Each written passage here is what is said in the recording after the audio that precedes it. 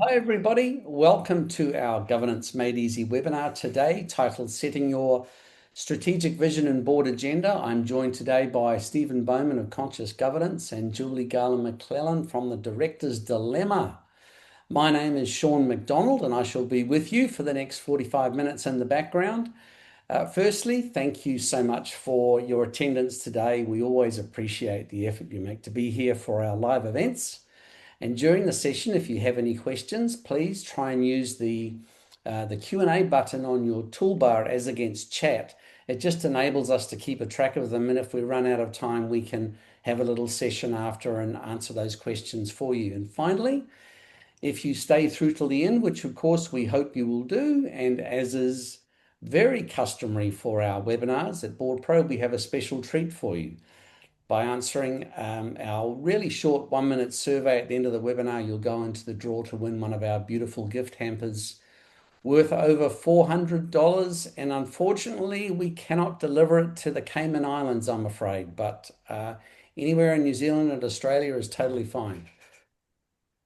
So for those not too familiar with Board Pro, we are a board software provider, sometimes called a board portal. And we serve around about 32,000 users across about 30 different countries these days. And we enable organizations to prepare for and run their board meetings more efficiently and effectively with, you guessed it, clever software, namely ours, with less time, and we deliver more impact and value for the organization. And as much as we are a board software provider here at Board Pro, part of our wider mission is to make the fundamentals of governance free and easy to implement for all organizations, but especially those organizations with resource constraints. And these free webinars and the many hundreds of templates, guides, and white papers on our website are a really tangible, a great tangible example of how we look to achieve our mission for small to medium businesses and nonprofits around the world. And you'll find all of this material on the resources section of our website and our blog. So for the next 45 odd minutes, 40 minutes now, just relax, listen, and add to the discussion by asking as many questions as you would like for the team. A full recording of the webinar along with the slide deck and the transcript will be sent to you early next week. So let's get into it. And Stephen and Julie, if you'd like to introduce yourselves, starting with you first, Julie. Okay, fine. I don't know how many of you know me. My name's Julie Garland-McClellan. I publish a director's newsletter called The Director's Dilemma. I've been told I shouldn't call it a newsletter because it's really a case study-based learning tool. But if you're interested, you are very welcome to join. I've got about 25 years experience consulting to boards and directors. I've worked with big companies, small companies, through institutions, and I just love helping boards get it right so that it all just feels perfectly normal and natural to do good governance. Over to you, Steve. Thank you, Julie. Hi, everyone. Steve Bowman from Conscious Governance. Been in the sector, ever since I was a wee lad, I think. And my second job ever was with a not-for-profit. And then after that, I was on numerous boards and have since morphed from that into advising boards. And one of the things I enjoy about doing these Board Pro webinars is we get to share with you what we've seen other boards use really, really, really, really well. And so whatever we talk about today is not just some outside person's perspective because they're trying to sell something. These are real life techniques that boards are using where we often come across them saying, gee, why didn't I think of that? Let's add it to what it is that we talk to with people. So please enjoy the session as we go along today and ask questions. There's really, really good questions. Take us down rabbit holes that are often very, very interesting rabbit holes to go down. Okay, so the title of today's session is about your creating your vision that actually provides you with a focus, but also your agenda that keeps people being focused. But before we do that, I just wanted to start off on one thing that most boards don't understand, and certainly a lot of chairs don't understand. And that is the chair owns the sequence of events, i.e. the agenda and how it's structured and what goes on the agenda. The board does not own it. It, of course, should have influence and it should ask for things to be put on the agenda. But in the end, push comes to shove, it's the chair's right at law, and it's been tested, that they can structure the agenda as they see fit. Now, the interesting thing there is if the chair's got no clue, then you're going to have an agenda that's got no clue. If a chair is willing to be focused strategically, then the agenda will be focused strategically. Too many times we see instances where directors say, I had one just yesterday, a director said, if you don't let me put this on the agenda for discussion, I'm going to sue you for harassment. So there's all sorts of really interesting power plays that go on. I think the real key thing here is for the chair to understand that they have that right to own the sequence of events. But with that comes great responsibility as well.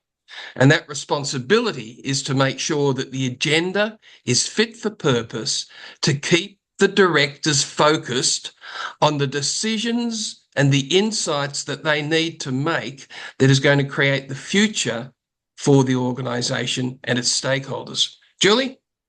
Yeah. If your chair truly has no clue, why do you make them chair and keep them in that position? Members elected them, Julie. Members elected them. Sometimes, yes, if you have a directly elected presidential role, there's no reason why you can't have a board chair as well as a member elected president. Write a good job description for both of them. But if you think your chair has no clue and you leave that chair in the chair, you are basically an accessory, as the Americans would call it. You're an accessory to the crime of not letting your not-for-profit or your company do the things that it was created to do. It should fulfill its purpose. And if your agenda consistently doesn't fulfill its purpose, then it's up to you as a board as a whole to make sure it does. One of the things that I found very useful, and I've done this myself when I've been on boards and I haven't been the chair of that board, is, and I get into trouble for saying this, which is probably why I say it so often, is I act as if you were the chair. What that means is that you support others, that you keep people focused on the strategic issues. You summarise the conversations when it's required. So you can actually support the chair by being that yourself without taking over the responsibility of the chair. So there's ways of doing it. I've seen many instances where the chair was absolutely a lovely person, but because they had a couple of really good directors on there, the meetings went really well. Because the other directors help shape that. So it's, not all is lost if your chair isn't that good. But the other thing is get them to do a chairing course. Julie and I both do governance reviews, and always our recommendation is the chair of any committee plus the chair of the board should, within 1 year of their appointment to that chair's position, do some sort of chairing course, even if it's a half day or a 1 day. So people just don't know that it's available. Julie? It definitely helps, and there is a chairing course on the Board Pro website that you can subscribe to, or Stephen and I run them in person if that's your preference.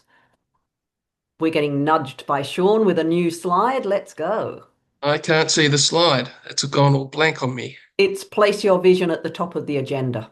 Aha, in that case, you might need to read the slides out because mine's gone all blank this end. So look, the key thing with setting the agenda is to realise that the purpose of the board is to make the choices that create the future for the communities that they serve. That's its job. It's not there to meet. It's not there to, have bad coffee. It's not there to make decisions. They're all tools to help it do the one thing that it must do, which is make choices that are actually creating the future for and with and on behalf of the communities we serve. And that's its job. And so one of the things that helps us focus on that job is to put your vision statement or purpose statement or mission, doesn't matter what you call it, whichever one it is that actually reflects this is the difference that we want to make. And you put it at the top of your agenda. Now, it's not just a set of words. Then the chair or any other director should use that vision or purpose statement to help shape their questions, to help shape their conversations, to help shape where the conversation may be missing key risks. Because that vision statement, if you unpack it, will actually give you insight into the things that we've already agreed are their most important things, which is this is the difference that we want to make. Julie? Yeah, I totally agree. Place it at the top of the agenda. Another trick that I give people is when you're writing a board paper for the board, actually put in a little heading of how does this paper align to the strategy? What's the element? What's the outcome? What's the driver? Who are the community members? Just make sure that everything you do supports your strategy. Because it just cuts out an awful lot of unnecessary work and really helps people to make better choices. Just a couple more words on vision statement without belaboring it. There's only two types of vision statements. This makes life very easy for us. There's two types of vision statements, those that work and those that don't. And so the question is, which is your vision statement? Now, the real question is, how do we know it works? And the answer to that always is because we use it. We use it shamelessly in everything. We use it to help shape our staff meetings. We use it to help shape our website. We use it to help shape our annual report. We use it to help shape our board reports. We use it to help shape our recruitment of directors, the induction program. The key thing is we use it. Now, if you're not using your vision statement in those ways, either you haven't thought of using it and you're missing out on a fantastic strategic filter, or you can't use it. It's not particularly good. You know, we want to be the leading light in X, Y, and Z. Well, that's not really a vision. That's talking about the organisation.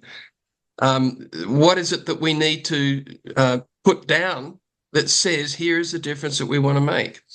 Most organisations I see, and I'll let Julie speak to this from her perspective, I would see probably about 1,000 in different forms during the year. Of those, probably 60, 70% have good vision statements, but of those, only about 10% use them. And one of the questions we ask is, how well does the board understand and use its vision statement to help shape strategic conversations? And the most common answer to that is, oh, that's a good idea.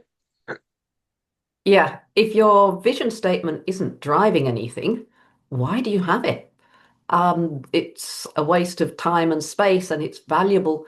In fact, I think it might have been you, Stephen, that said every word in your board pack is worth $10,000. If you're not willing to invest in having that word, don't put it there. Yeah. So, yeah, if you're regurgitating words and they're not having an impact, you're wasting effort. And for a not-for-profit or for a small business, that's just the same as wasting money. So Next slide is up for Stephen, who's flying blind here, but doing a great job. It's the I can meeting see it. It's come agenda back on flow. screen now. Oh, you can. Yeah. Perfect. Well, So this over is to the you. meeting. This is the meeting agenda flow, because when we're talking about agendas, you know, and setting a strategic agenda, we can't forget that it's actually in the context of people and how people see things. Now, Julie's developed this really good meeting agenda flow, and I'll hand over to her to talk you through this. But it's very powerful. Julie? Yep. This actually has come from some original thinking by Patrick Dunn, who wrote the book Running Board Meetings, which, whilst the name suggests it might be a boring book, is actually a very exciting book, particularly for people like me. But you need to think about not just the amount of energy the board has, but the ability to concentrate that energy. And I know we've got a lot of experienced people in the room who've attended a lot of board meetings. you can feel at the beginning of the meeting that everybody's there. Hopefully, everybody's really keen. Let's get going. Let's do some stuff. But you've got a group of directors. And as you start going through the first few items on your agenda, they change from a group of directors to a board, and they start to concentrate and focus their efforts. And that's the point at which you can move safely from routine into matters for board's consideration. Um, I find this important because very often we will have a strategy session first up or after the board meeting when everybody's exhausted, and no longer able to focus or concentrate. So really important, think through, how am I going to use the energy that's available to me in order to deliver the outcomes that I need from this particular meeting? The logic behind this is to some extent inescapable, because if you think of your typical board agenda, now, if all of you just reflect on what your board agenda looks like, pretty much I guarantee it's going to have present, apologies, declarations of interest. By the way, please don't have declarations of conflict of interest. There's not a conflict until the board decides it's a conflict. So declarations of interest. In some boards, I've suggested, and they have used very successfully, if they've got a bit of a culture where the directors obviously haven't read their board papers, or there are one or two that are, they're just too busy to read them, then you have present, apologies, declaration of interest, declaration, I've read the board papers. So, in fact, I had one director say to me the other day, I suggested that to the chair. The chair wouldn't have it. He said it would be too embarrassing for some of my fellow directors. So, just be aware, these are little tools of the trade that you can use. And then you might have the action list from the last board meeting, but that shouldn't really be something that takes up any time. It's almost a matter for noting unless there's an issue that needs to be raised. And then typically you should have, what are the top 2 or 3 issues that is worthy of the board's time for this meeting? And you have them next. Doesn't matter where they fit within the strategic plan, or, we've got a risk management section. If it's a big in-your-face issue, it should be up front. Don't, have it through some sort of logical, well, that's number 9 on our agenda. Have those top 2, 3, maybe 4 big things right up front. And what some chairs do that are very, very useful is that they will start off the board meeting by actually reminding the board that we've got 3 big issues facing us today. These are the following issues. Okay, now let's get into the agenda. Julie, what have you seen? Yep, I love to see these tools used. I actually love it when I work with faith-based boards, and a good chair in a faith-based board has that wonderful opportunity to pray for guidance. And the really clever Yes. ones use that prayer to help the board to understand that these are the big issues. Please help us with this big decision, or this CEO transition, help us make the best decision in the best long-term interests of the company, which can be very important when you've got people who have a relationship with one person or an involvement with another organization. So that use of that early time, not just to help the board to focus their effort, but to target that focus to your strategic outcomes for this board. And the other thing I love to see people use is the consent agenda. A consent agenda is a brilliant tool for helping get through routine matters very quickly. We've got Steve, some questions coming up here. We So have, maybe if we have a look at a couple of those. Sean, do you want to lead us through them? Sure. First one's from Nathan. What are the qualities that a chair should have, and are not those qualities usually able to be learnt or not? Oh, great question, Nathan. There's a whole lot of literature on this. There's a whole lot of anecdotes on this. But the key thing with any chair is the ability to keep people focused on the big ticket issues that they really need to get their head around. And also, this is less well done, to manage bad behaviour so that the rest of the directors can get on with it. So they'd be the two. To me, they're the two key things, that they understand that the strategic side of things, the creation of the future, is why we're meeting, and anything that doesn't meet that, we're not going to really spend any time on at all. And also the bad behaviour, which includes not reading board papers or, going for the jugular when you should be talking about the issue. Julie, thoughts? Yeah, I once had a really interesting 5 hour car journey with a chair that I particularly adore. And he was very curious. It's like, Julie, you're running this 1 day course on how to chair effective boards and committees. Chairing can't be taught. I said, well, how did you learn to chair? Oh, well, after all my experience on board, I go, no, no, no, no, no. It's not just your experience on boards. You were actually learning from every chair you saw and copied. The whole idea of a course is that you can take that learning and concentrate it and deliver it with a great deal of clarity so people can access it more quickly. So I really strongly endorse that, yes, chairs can be taught. Nobody is born knowing how to chair a meeting. They And learn the as they go.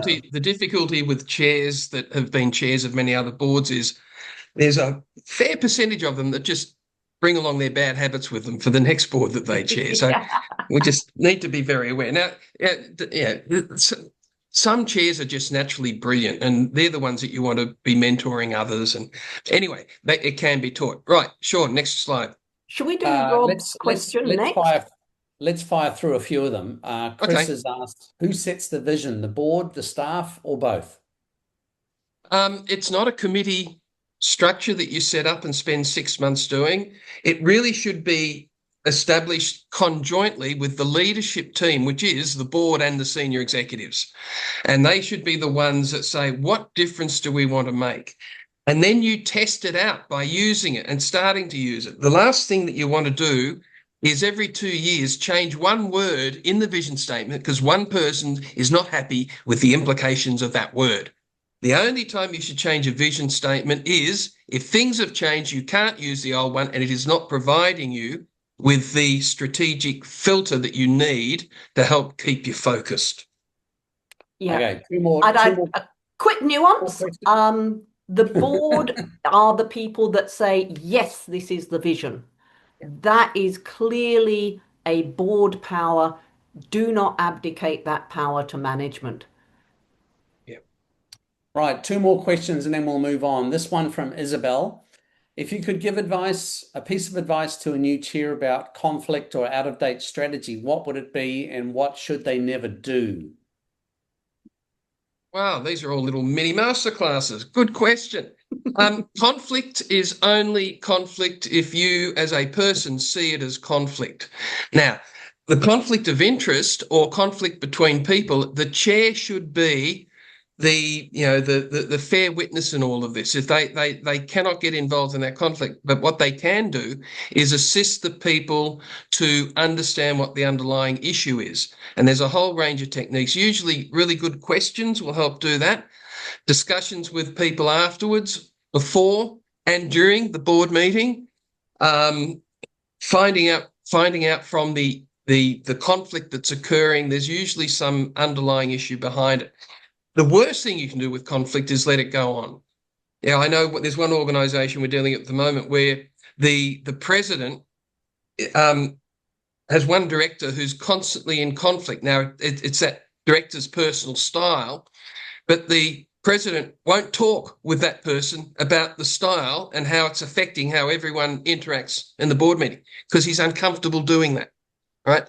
We've got, as chairs, we've got to get over the uncomfortableness of it and look to see what's going to create greatest value. Julie? Yeah, I think really important, don't fan the flames and don't be frightened to go out and get help. It's cheaper and more effective to go beyond the board and get help if things are going off the rails, rather than staying on the runaway train and hoping that it somehow magically engages its brakes and gets back on the track. That just never ends well, unless you've got Keanu Reeves. Um, Okay, so we've got our next slide up, which says strategy ahead of operational matters. We've pretty much covered that. Have those big 3 items up front. I've seen many boards where they have, item number 1, strategic plan, and then it's full of operational rubbish. So just because it's called a strategy doesn't necessarily mean where it appears on the agenda. So prioritize for the big fella matters, and that's where the chair can actually say at the start of the meeting, here are the 3 big decisions we've got ahead of us today. The other one is that what keeps the CEO awake at night time, the role of the CEO's report. Now, there's a separate Board Pro webinar we did on the CEO's report. But in essence, the CEO's report should bring to light a number of really key things. Number 1, what do I as a CEO see as the 2 big issues that we're facing? And there are separate board papers on those big issues. Secondly, a high-level update of how things are going operational and any strategic implications that might be worthy of board discussion. A CEO's report should not be a list of activities. Look how busy I've been. So if you're interested in really good CEO reports, have a look at either the webinar or the, I think Julie did a paper on it. Yeah, there's a white paper on it. So have a look at those.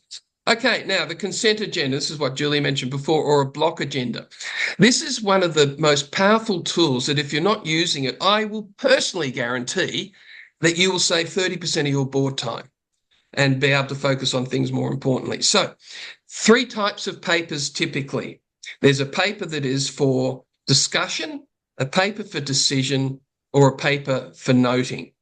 And those items are allocated prior to the board meeting by the company secretary with the permission of the chair, or it could be the chair who's doing it. But usually company secretary or CEO have first crack at it, and then the chair agrees or changes things. Now, let's go through each of them. A paper for noting is sometimes called a paper for information, not to be discussed about, not to be talked about. Do not ever put on your board agenda item for noting, verbal discussion. They should never appear together. So items for noting literally are for noting. Now, these are things like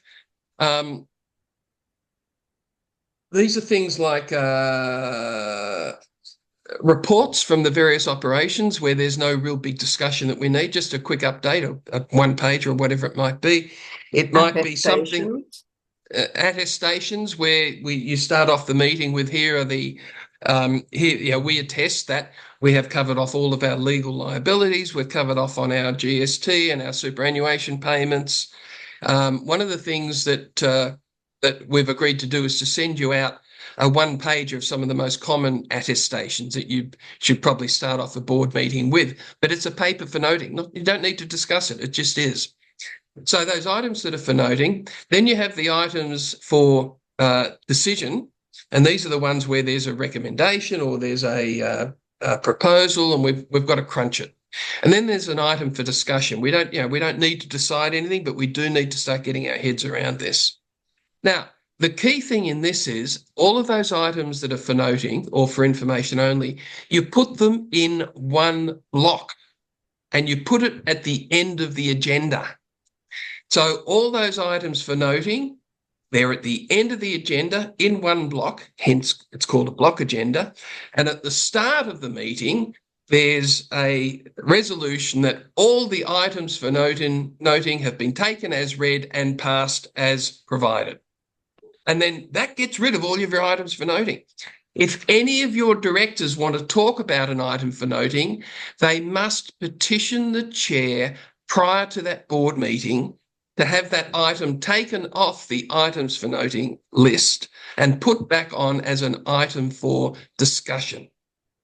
So, Julie, anything you want to add on that?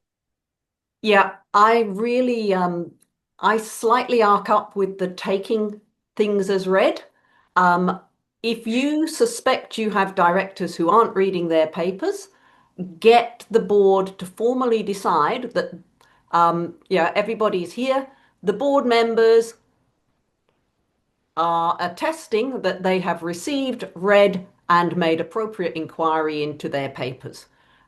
If people get that language rather than, oh, everyone's assuming I've read it and nobody's going to talk about it, so I'll get away with it. That's not so good. I love put the onus on them. Yeah. Now, the other thing there is if you look at the bottom there, you see the one that says items for information. Is your board pack more than 150 pages long? Yes, I hear from about 2/3 of the people on this call. Anything that's over about 150 pages, there's a whole lot of stuff in there that is for information that should not be in the actual board pack itself. If you've got, for example, a marketing report, and there's nothing really the board needs to do with it, they don't need to approve it, it's just an update from an external marketing consultant.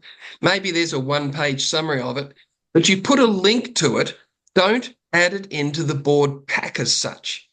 The difficulty is, I saw a board pack 2 days ago where it was 247 pages long. And of those 247 pages, 100 of them were items for information. The difficulty is if you put it in the board pack, directors psychologically feel as if they must go through it in fine detail, even though there's nothing they need to do with it. So just be aware, items for information have a link to it, but don't actually physically put it in the board pack. Okay, one of the other things we see done not terribly well is the notion of ratios. Be aware, ratios are very useful. You can use ratios based on your balance sheet, based on organisational activity. There's a whole different reasons for using ratios. The difficulty is I'm often left with the question, what do you want me to do with this ratio? I don't know if it's a good one or a bad one. So one of the things always with ratios is define what is the appropriate range for this ratio. If all of you probably will have a liquidity ratio or a quick asset ratio, similar thing, and your ratio might be 1.4. All right. My question is, well, what the heck does that mean? I don't know if it's good or bad. If we've got a target that we should be having no less than 1.5, then this 1.4 is not as good as we thought it might be. So you should have always the targets for all of your particular ratios to let directors know, are we within the agreed range we wanted? Julie, anything on that? Yeah, the other thing I'd mention is don't just take, oh, the standard recommendation is that this ratio should be within these bounds. I've worked with a water authority whose assets were revalued because the government that owned them wanted to have a stronger balance sheet, and it meant that their ratios looked shocking, but they were cash flow positive, paying dividends to the government every year. They had no need to improve the ratio. It was just a number. The other thing is watch out for benchmarking. I'm a big fan of Michael Porter, particularly when he said that benchmarking is excellent if you want to spread mediocrity far and wide. Benchmark purposefully because this organization does this in this way that we want to emulate. And this is the ratio that they have, and therefore we think if we move towards this ratio, we'll be moving in the right direction. Or we think if we do what they do, we'll be moving in the right direction. Benchmarks are actually seductively dangerous. Good summary.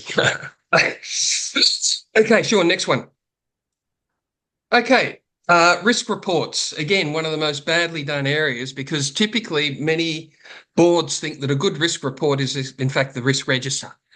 And there's no analysis, there's no insights coming from it. So be very aware that when you're reporting to the board against risk, you should be focusing on the top 3 or 4 key risks, the critical or the very high risks that are owned by the board because they're of such strategic importance. And if we get it right, there's major opportunity and uplift and leverage that we can get from it. And if we get it wrong, that's going to suck big time. So it's going to really put us at risk. So understand that risk reporting shouldn't just be a hygiene factor. It should be actually a strategic conversation.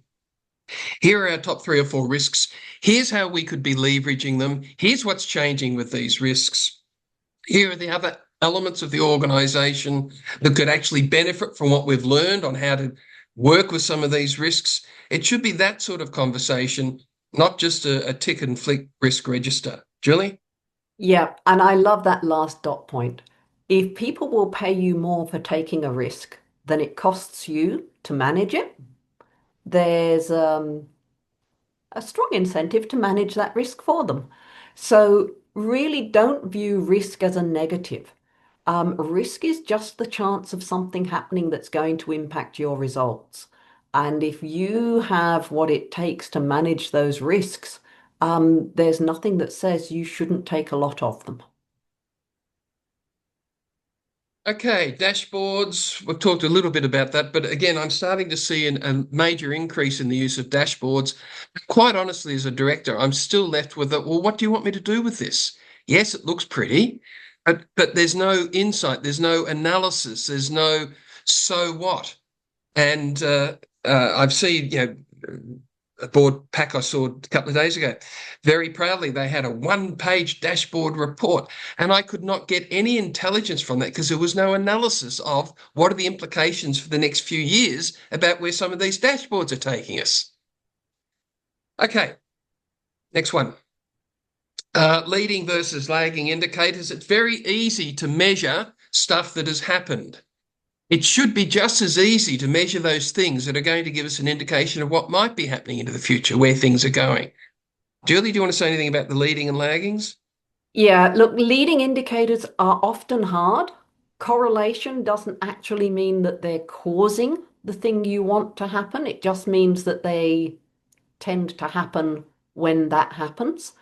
But as much as you can, look at the things that are in your control, that if you do these things, you should generate the outcomes you want. And make sure that you are aware that those things are being done and done to the right standard. One of the best techniques that you can use, and I found this works really, really well, is just the senior executive team looking to see how they measure things and what they then report to the board. Just ask themselves, in this report, the measurements that we've used, are these leading measures or are they lagging? And then if they're not quite, if they say, well, they're lagging, it's past performance stuff. So what might be a leading measure? And then you just get curious about it. There's do a bit of training on what developing a leading indicator might be. Get people thinking about, are we analysing past performance or are we looking at the performance that is going to influence future performance? And those very simple questions can make fundamental differences to how we measure and both report things. Okay, sure, next one. Okay, the key thing with any agenda is that it should help us focus on where's Wally, all right? Now, where's Wally? Somewhere in there, if you see that yellow circle, there's Wally. All right, now I could find that straight away because there was a big yellow circle around it and I didn't have to go searching through all the other things to find out where it is. This is what your agenda wants to do. Pull out the big items and make it very clear where that big issue is that we need to discuss. And so board reports, for example, which are the operational side of the board agenda, board reports should always answer, so what? So what do you want me to do with it? So what does it mean? What are the implications of this? And where's Wally? Where's the big issue in this? Don't give me a 40-page report and expect me to go through that 40-page report trying to find out if there's a Wally. Make it easy. Pull it out for me. Julie? Yeah, totally agree. I love to see headings in your board papers of strategic issue for the board to discuss, or alignment to the strategy, or these are the areas where we are seeking board insight. No management team knows everything. So if you are writing a paper and hoping that the board will discuss it and give you some ideas that you don't currently have, actually ask for them, be upfront. That way your directors read the papers because that's what tells them how to shine in the meeting. And it also tells them how to create the future they want for the organization they care about. Okay, Sean, the strategic agenda template. Do you want to take over from here? No, I just thought you could just talk about the template that's available, Sure. Steve. I haven't got the Word document loaded, but I thought you just might want to talk everybody through the template and the availability Sure. of it. Okay, so there's a template that you can both get a download of, or if you're using Board Pro, it's actually hardwired into it now so that you can choose to use it if you so want. But in essence, it puts everything down that we've talked about here and gives you examples of what they might look like. Have you got another slide on this one, Sean? No, no, just this No, one. no. Okay. So what it does is it goes through and says, here are the sorts of things that and the sequence that we suggest. Now, every board agenda is different. There is no such thing as the right agenda. But the key focus behind this is how do we keep our directors focused? How do we keep them so that they can get the most value from the board papers, how they can get the most value from the discussions, because their time, their insight is why they're sitting around that board table. So have a look at it, pull out from that the bits that make sense for your board, and particularly if you aren't using a consent agenda, that by it alone will start to help focus the attention of the directors. Now, this template, by the way, will be available. This Word template that Stephen's designed over the many years will be available on our webinar page next week. So the email that I send you out on Monday of next week will include a link where you can download the template free of charge. Mhm. Shall we answer a few questions, team? Let's go for it. There's some Yeah. good questions in In there. the 3 minutes we've got left, let's see what we can do. Do you want to select from the ones that we have there, Julie, or do you want me to? Um, I am particularly loving Donna's question about most of the boards that she knows have 1.5 to 2 hour meetings. How do you slow them down and get them to really focus on the big issues rather than rushing to the finish line? Um, I have a couple of ideas. One is annual strategy day, annual risk review workshop, or annual risk workshop, which goes a little bit to another question about unidentified risks. The only way to find your unidentified risks is to look for them. So take some times when you ask the board for a bigger time investment. The other thing is offer them tea and biscuits and sandwiches at appropriate times or a glass of wine if need be, so that you can have what I call strategic gossip, that purposeful discussion of matters that you want them to start developing an insight and honing an edge, but it's not quite on the agenda yet. The other thing is the meeting should be so engaging that suddenly they go, oh, heck, is it over? Because if they're not totally engaged, if they're looking at their watches or daydreaming about what's happening next, you haven't got the value you deserve. One of Brilliant. the We are tech, out of, sorry, Steve, we are out of time. We will So answer all of these, won't we? We'll, yes, we will. Yes, we will next week, and we'll put them on our website on the webinar page as well. So we will attend to all of them, I can assure you. So please feel free to connect with Julie and Stephen on LinkedIn, everybody. I'm sure they'll really look forward to your connection there. I'll draw your attention to the webinars we have coming up over the next few weeks. We have some really great topics. You'll also find the upcoming webinars on our website, funnily enough, on the webinar page of our website. So just as you leave the webinar, don't forget to complete our 1-minute survey to go in the draw for our beautiful gift box. Thank you again, everybody, for attending today. We always appreciate the effort you make to be here for our live webinars. Thank you, Stephen and Julie, for your attendance today. I hope you enjoyed the session, everybody. Have a great day.